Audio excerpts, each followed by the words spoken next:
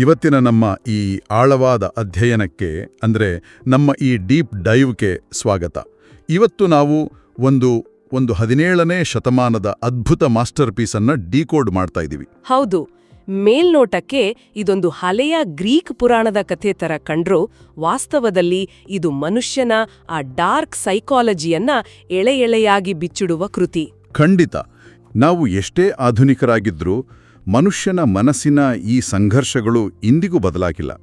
ಹಾಗಾಗಿ ಈ ಕೃತಿಯ ವಿಶ್ಲೇಷಣೆ ನಮ್ಮೆಲ್ಲರಿಗೂ ಒಂದು ಕನ್ನಡಿಯಾಗಲಿದೆ ಅಂತ ನನಗನ್ಸತ್ತೆ. ಖಂಡಿತವಾಗಿಯೂ. ಇಂಟ್ರೊಡಕ್ಷನ್.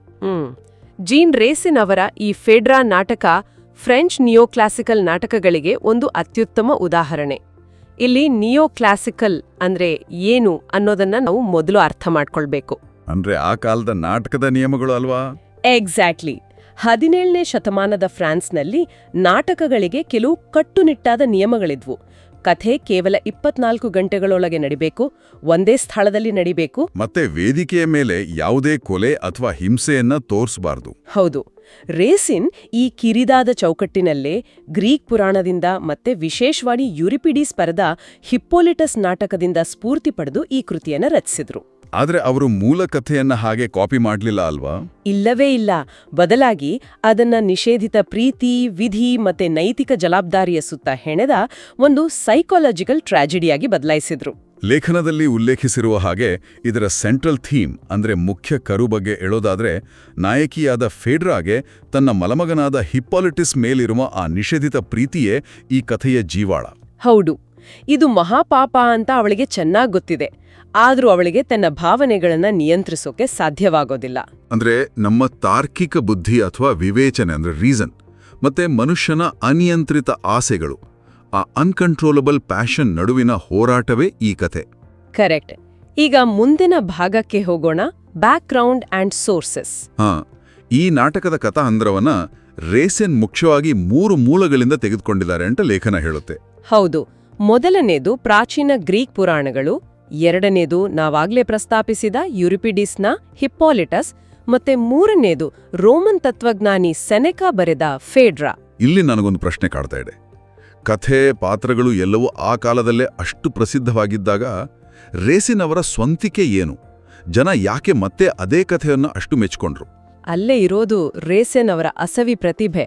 ಕಥೆಯ ಚೌಕಟ್ಟು ಹಳೇದಾದ್ರೂ ಅವರು ಪಾತ್ರಗಳಿಗೆ ಕೊಟ್ಟ ಆ ಸೈಕಾಲಜಿಕಲ್ ಡೆಪ್ತ್ ಇದೆಯಲ್ಲ, ಆ ಮಾನಸಿಕ ಆಳ ಮತ್ತೆ ಭಾವನಾತ್ಮಕ ತೀವ್ರತೆ ಹಿಂದೆಂದೂ ಕಂಡಿರದಂಥದ್ದು. ಅಂದ್ರೆ ಆ ಪಾತ್ರಗಳ ಮನಸ್ಸಿನೊಳಗಿನ ನೈತಿಕ ಹೋರಾಟವನ್ನ ರೇಸಿನ್ ಅಕ್ಷರಶಃ ಜೀವಂತವಾಗಿಸಿದ್ದಾರೆ. ಹೌದು. ಪಾತ್ರಗಳು ತಮ್ಮ ಜೊತೆಗೆ ವಾದ ಮಾಡಿಕೊಳ್ಳುವ, ತಮ್ಮನ್ನೇ ದ್ವೇಷಿಸಿಕೊಳ್ಳುವ ರೀತಿ ಅದ್ಭುತವಾಗಿದೆ. ಮೇಲಾಗಿ ಆ ನಿಯೋ ಕ್ಲಾಸಿಕಲ್ ನಿಯಮಗಳನ್ನ ಎಲ್ಲಿಯೂ ಮೀರದೆ ಭಾಷೆಯ ಮೂಲಕವೇ ಇಡೀ ನಾಟಕದ ತೀವ್ರತೆಯನ್ನ ಕಟ್ಟಿಕೊಟ್ಟಿದ್ದಾರೆ. ಆ ಆಳವನ್ನ ನಾವು ಅರ್ಥ ಮಾಡ್ಕೋಬೇಕಾದ್ರೆ ಈ ನಾಟಕದಲ್ಲಿ ಅಡಗಿರುವ ಪ್ರಮುಖ ವಿಷಯಗಳ ಬಗ್ಗೆ ಚರ್ಚಿಸಲೇಬೇಕು. Major themes. ಈ ಕೃತಿಯಲ್ಲಿ 6 ಅತ್ಯಂತ ಪ್ರಬಲವಾದ ಥೀಮ್ಗಳನ್ನ ನಾವು ನೋಡಬಹುದು. ಮೊದಲನೆಯದು ನಿಷೇಧಿತ ಪ್ರೀತಿ, ಅಂದ್ರೆ ಫೋರ್ಬಿಡನ್ ಲವ್. ಅಂದ್ರೆ ಸಮಾಜ ಮತ್ತು ನೈತಿಕತೆ ಒಪ್ಪದ ಒಂದು ಆಕರ್ಷಣೆ. ಎಕ್ಸಾಕ್ಟ್ಲಿ. ಎರಡನೆಯದು ಭಾವನೆ ಮತ್ತು ವಿವೇಚನೆಯ ನಡುವಿನ ಸಂಘರ್ಷ.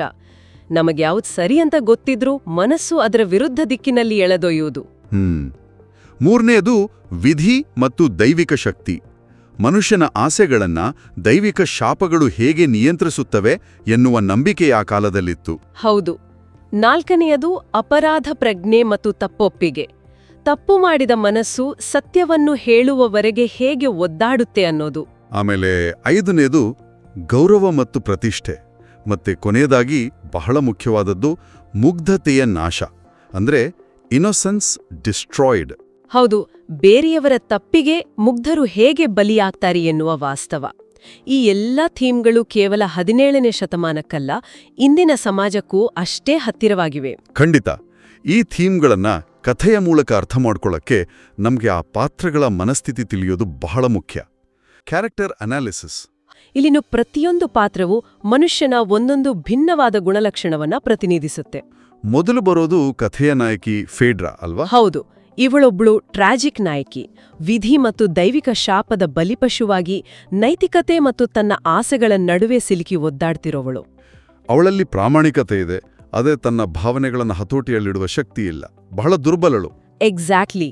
ಅವಳ ಪಾತ್ರ ಮನುಷ್ಯನ ಅನಿಯಂತ್ರಿತ ಆಸೆಗೆ ಎಂಥ ವಿನಾಶಕಾರಿ ಶಕ್ತಿಯಿದೆ ಎಂಬುದರ ಸ್ಪಷ್ಟ ಸಂಕೇತ. ಎರಡನೇ ಮುಖ್ಯ ಪಾತ್ರ ಹಿಪೋಲಿಟಸ್. ಇವನು ಫೇಡ್ರಾಳ ಮಲಮಗ. ಇವನು ಶುದ್ಧತೆ ಮತ್ತು ಸಂಯಮದ ಸಂಕೇತ. ಹೌದು, ಯಾವುದೇ ರೀತಿಯ ಮಲಿನ ಭಾವನೆ ಮತ್ತು ಭ್ರಷ್ಟಾಚಾರವನ್ನು ಸಂಪೂರ್ಣವಾಗಿ ತಿರಸ್ಕರಿಸುವಂತಹ ಕಟ್ಟುನಿಟ್ಟಿನ ಯುವಕ. ಆದರೆ ದುರಾದೃಷ್ಟವಶಾತ್ ಬೇರೆಯಾರು ಮಾಡಿದ ಸುಳ್ಳು ಆರೋಪದ ಬಲಿಪಶುವಾಗುವ ಒಬ್ಬ ಮುಗ್ಧ. ಕರೆಕ್ಟ್. ಇನ್ನು ಮೂರನೆಯ ಪಾತ್ರ ರಾಜ ಥೀಸಿಯಸ್. ಇವನು ಹಿಪ್ಪೋಲಿಟಸ್ನ ತಂದೆ, ಫೇಡ್ರಾಳ ಗಂಡ. ಇವನು ಅತ್ಯಂತ ಶಕ್ತಿಶಾಲಿ ಆದರೆ ಮಹಾ ಆತುರಗಾರ. ಅಂದ್ರೆ ಇವನ ಪಾತ್ರವನ್ನು ನಾವು ದೋಷಪೂರಿತ ಅಧಿಕಾರದ ಸಂಕೇತವಾಗಿ ನೋಡಬಹುದು. ಫ್ಲಾಡ್ ಅಥಾರಿಟಿ ಅಲ್ವಾ? ಹೌದು. ಅಧಿಕಾರ ಕೈಯಲ್ಲಿದೆ ಎಂಬ ಒಂದೇ ಕಾರಣಕ್ಕೆ ಇವನು ಮಾಡುವ ಒಂದು ಆತುರದ ನಿರ್ಧಾರವೇ ಮುಂದೆ ಇಡೀ ನಾಟಕದ ಅತಿದೊಡ್ಡ ದುರಂತಕ್ಕೆ ಕಾರಣವಾಡುತ್ತೆ. ಮತ್ತೆ ನಾಲ್ಕನೇ ಅತ್ಯಂತ ಕುತೂಹಲಕಾರಿ ಪಾತ್ರ ಅಂದ್ರೆ ಒಯನಾನ್. ಇವಳು ಫೇಡ್ರಾಳ ದಾದಿ ಮತ್ತೆ ಆಪ್ತ ಸಲಹೆಗಾರ್ತಿ. ಇವಳು ಫೇಡ್ರಾಳ ಮೇಲೆ ಅತಿಯಾದ ನಿಷ್ಠೆ ಹೊಂದಿದ್ದಾಳೆ, ಆದ್ರೆ ನೈತಿಕವಾಗಿ ದಾರಿ ತಪ್ಪಿದವಳು. ಮೋರಲಿ ಮಿಸ್ಗೈಡೆಡ್. ಅಂದ್ರೆ ತನ್ನ ಒಡತಿಯನ್ನ ರಕ್ಷಿಸಲು ಅವಳು ಎಂಥ ಕುತಂತ್ರಕ್ಕಾದರೂ ಸಿದ್ಧ. ಅವಳ ಆ ಕ್ರಿಯೆಗಳೇ ಈ ದುರಂತವನ್ನ ಮತ್ತಷ್ಟು ಉಲ್ಬಣಗೊಳಿಸ್ತವ. ಹೌದು. ಇವಳ ಪಾತ್ರ ಅಪಾಯಕಾರಿ ಪ್ರಾಯೋಗಿಕತೆಯ ಸಂಕೇತ. ಅಂದ್ರೆ ಸರಿ ತಪ್ಪುಗಳಿಗಿಂತ ನಮ್ಮ ಕೆಲಸ ಸಾಧಿಸಿಕೊಳ್ಳುವುದೇ ಮುಖ್ಯ ಎನ್ನುವ ಮನಸ್ಥಿತಿ. ಈಗ ಫೇಡ್ರಾ ಆಸ್ ಅ ಟ್ರಾಜಿಕ್ ಹೀರೋಯಿನ್. ಸಾಹಿತ್ಯದಲ್ಲಿ ಟ್ರಾಜಿಕ್ ಹೀರೋಯಿನ್ ಅಂದ್ರೆ ಯಾರು? ಫೇಡ್ರಾ ಮೂಲತಃ ಕೆಟ್ಟವಳಲ್ಲ. ಅವಳು ಉನ್ನತ ಗುಣಗಳುಳ್ಳ ಉದಾತ್ತ ವ್ಯಕ್ತಿ, ಅಂದ್ರೆ ನೋಬಲ್ ಕ್ಯಾರೆಕ್ಟರ್. ಆದರೆ ಅವಳಲ್ಲಿ ಒಂದು ಮಾರಕ ದೋಷ ಇದೆ, ಅಥವಾ ಲಿಟರರಿ ಟರ್ಮ್ಸ್ನಲ್ಲಿ ಫೇಟಲ್ ಫ್ಲಾ ಅಂತಾರೆ ಅಲ್ವಾ? ಎಕ್ಸಾಕ್ಟ್ಲಿ. ಅದೇ ಅವಳ ಅನಿಯಂತ್ರಿತ ಭಾವನೆ. ಅವಳು ತನ್ನ ಆಸೆ ತಪ್ಪೆಂದು ತಿಳಿದು ತೀವ್ರವಾದ ಆಂತರಿಕ ಸಂಘರ್ಷವನ್ನ ಅನುಭವಿಸ್ತಾಳೆ. ಮತ್ತೆ ಸಾಯುವ ಮುನ್ನ ತನ್ನ ತಪ್ಪಿನ ಸಂಪೂರ್ಣ ಅರಿವನ್ನು ಕೂಡ ಪಡಿತಾಳೆ. ಅವಳ ದುರಂತ ಯಾವುದೋ ಬಾಹ್ಯ ಶತ್ರುವಿನಿಂದ ಬಂದಿದ್ದಲ್ಲ, ಬದಲಾಗಿ ಅವಳೊಳಗಿನ ಆಂತರಿಕ ಹೋರಾಟದಿಂದಲೇ ಹುಟ್ಟಿದ್ದು. ಹೌದು. ಅಂದ್ರೆ ನಮ್ಮೆಲ್ಲರೊಳಗೂ ಇರುವ ಒಂದು ದೌರ್ಬಲ್ಯ ಮಿತಿ ಮೀರಿದ್ರೆ ಏನಾಗುತ್ತೆ ಅನ್ನೋದಿಕ್ಕೆ ಅವಳೇ ಸಾಕ್ಷಿ. Act wise explanation. Act 1, the state of confusion and hidden passion. ನಾಟಕದ ಮೊದಲನೇ ಅಂಕ ಶುರುವಾಗೋದು ಟ್ರೋಜನ್ ಎಂಬ ಅರಮನೆಯಲ್ಲಿ. ಕಥೆಯ ಆರಂಭದಲ್ಲೇ ರಾಜ ಥೀಸಿಯಸ್ ಕಾಣೆಯಾಗಿದ್ದಾನೆ. ಅವನು ಸತ್ತಿರಬಹುದು ಅನ್ನೋ ನಂಬಿಕೆ ಊರಿಡೀ ಹಬ್ಬಿರುತ್ತೆ. ರಾಜನಿಲ್ಲದ ಕಾರಣ ಅರಮನೆಯಲ್ಲಿ ರಾಜಕೀಯ ಮತ್ತೆ ಭಾವನಾತ್ಮಕ ಗೊಂದಲ ಶುರುವಾಗಿರುತ್ತೆ.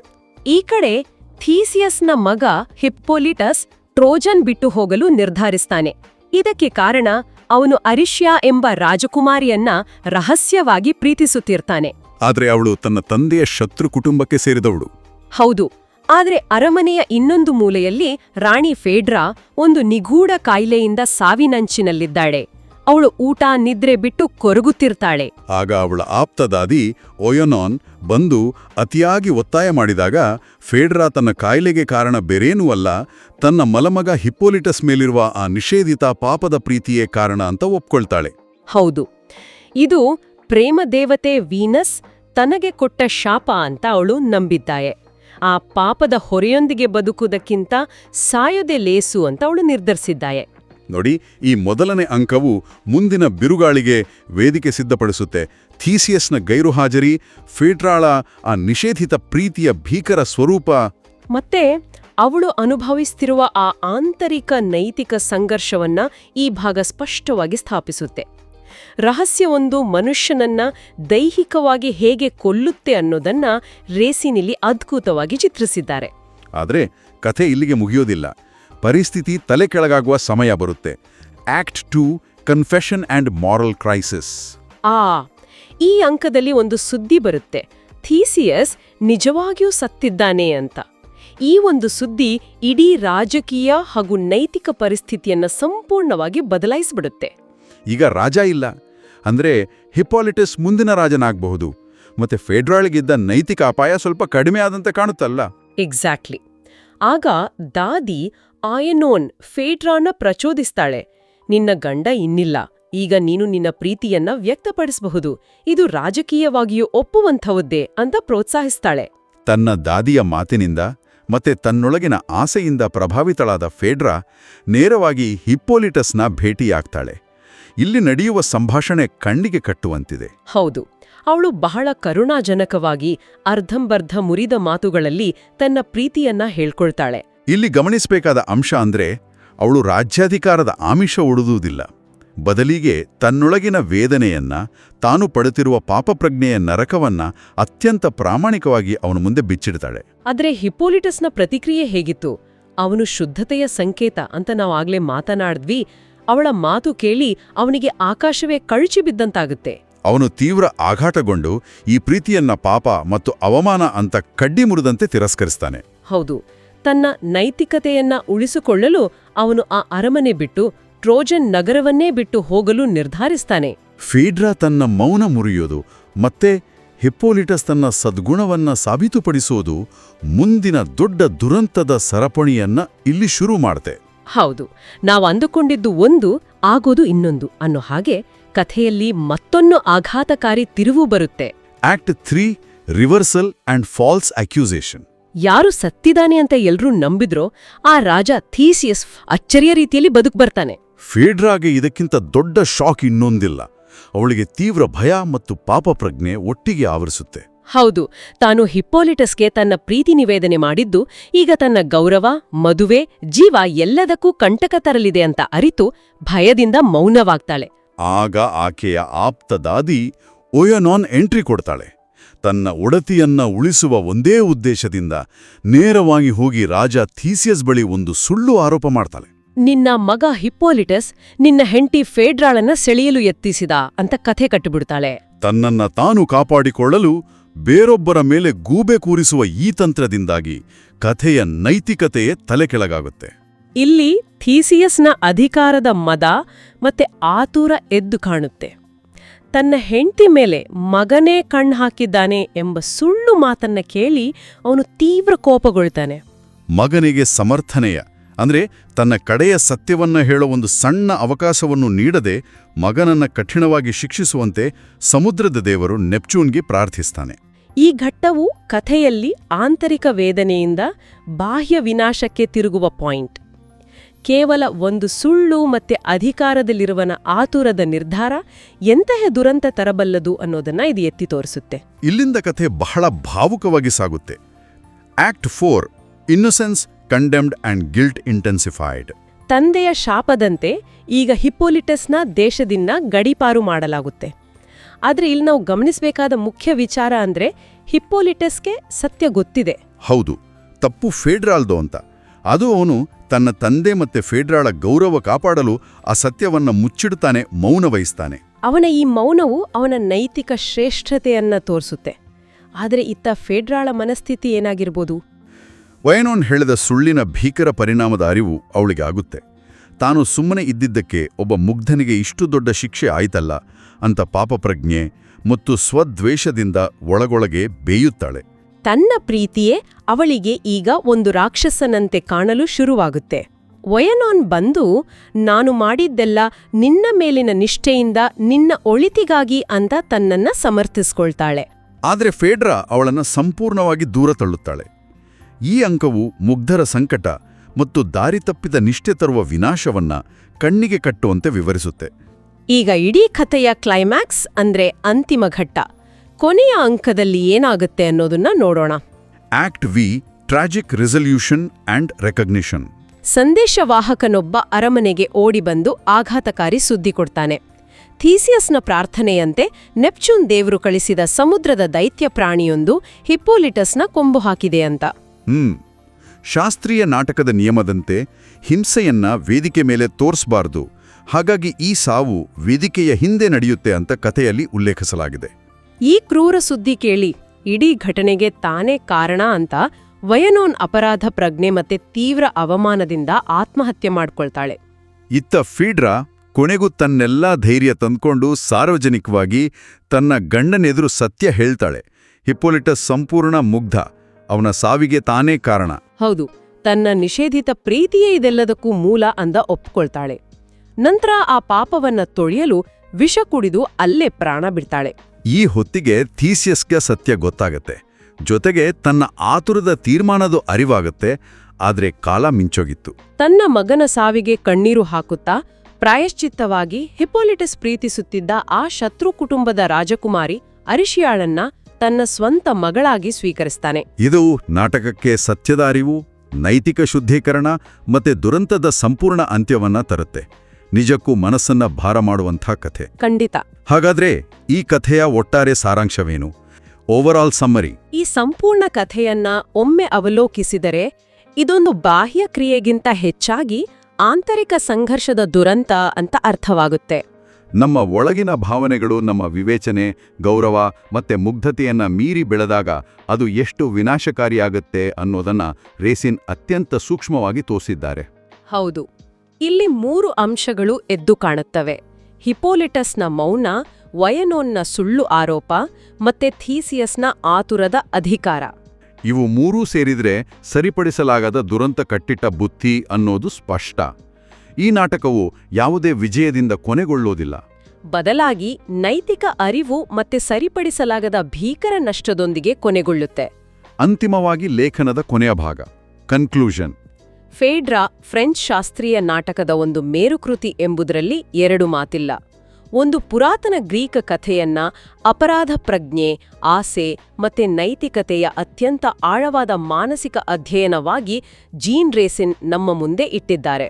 ಮನುಷ್ಯನಿಗೆ ಹೊರಗಿನ ಶತ್ರುಗಳಿಗಿಂತ ಆತನೊಳಗಿನ ಆಂತರಿಕ ಭಾವನೆಗಳು, ಆ ನಿಯಂತ್ರಿಸಲಾಗದ ಆಸೆಗಳು ಎಷ್ಟು ವಿನಾಶಕಾರಿ ಅನ್ನೋದನ್ನ ಈ ಕೃತಿ ಸಾಬೀತುಪಡಿಸುತ್ತೆ. ಹೌದು, ಮತ್ತೆ ಇದೇ ಕಾರಣಕ್ಕೆ ಇದು ಇಂದಿಗೂ ಸಾರ್ವಕಾಲಿಕ ಪ್ರಸ್ತುತತೆಯನ್ನ ಹೊಂದಿದೆ. ಸರಿ, ಇಷ್ಟೆಲ್ಲ ಆಳವಾದ ವಿಶ್ಲೇಷಣೆ ಮಾಡಿದ ಮೇಲೆ ನಮ್ಮ ಈ ದಿನದ ಅಧ್ಯಯನದಿಂದ ನಾವೆಲ್ಲರೂ ಕಲಿಯಬಹುದಾದ ಪಾಠ ಏನು? ಪಾಠ ಬಹಳ ಸರಳ, ಆದ್ರೆ ಗಂಭೀರವಾದದ್ದು. ನಮ್ಮ ತಾರ್ಕಿಕ ಬುದ್ಧಿಯನ್ನ ಮೀರಿ ಬೆಳೆಯುವ ಯಾವುದೇ ಅನಿಯಂತ್ರಿತ ಆಸೆಗಳು ಹೇಗೆ ವಿನಾಶಕ್ಕೆ ದಾರಿ ಮಾಡಿಕೊಡ್ತವೆ ಅನ್ನೋದಕ್ಕೆ ಈ ಕೃತಿ ಅತ್ಯುತ್ತಮ ಉದಾಹರಣೆ. ಖಂಡಿತ. ಆದ್ರೆ ನಾವೆಲ್ಲರೂ ಯೋಚಿಸಬೇಕಾದ ಒಂದು ಪ್ರಚೋದನಾಕಾರಿ ವಿಷಯ ಇಲ್ಲಿದೆ.